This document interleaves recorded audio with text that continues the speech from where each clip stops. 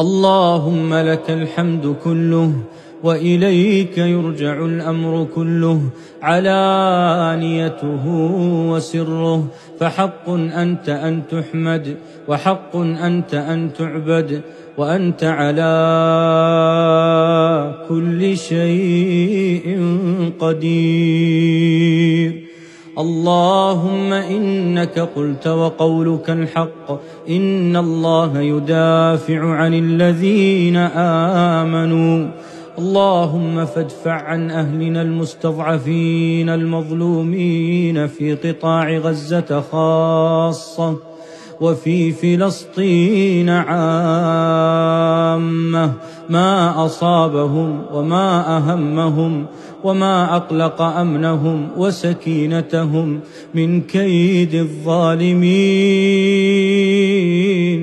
اللهم كن لهم مؤيدا ونصيرا وحافظا وظهيرا، يا غياث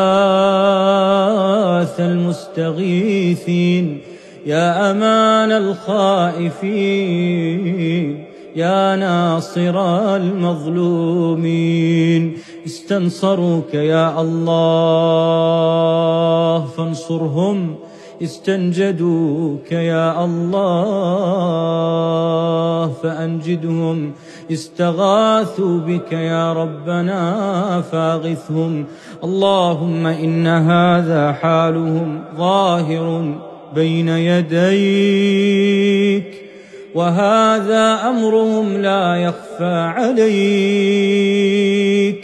فاجعل يا ربنا ثقتهم وتوكلهم عليك. اللهم سدد رميهم ووحد صفوفهم، واربط على قلوبهم، داو جرحاهم، تقبل شهداءهم، فإنهم لا حول لهم ولا قوة إلا بك يا أرحم الراحمين.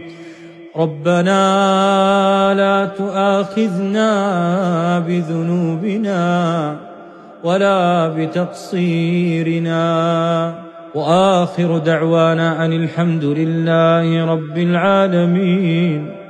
وصل اللهم وسلم على سيدنا محمد وعلى آله وصحبه أجمعين.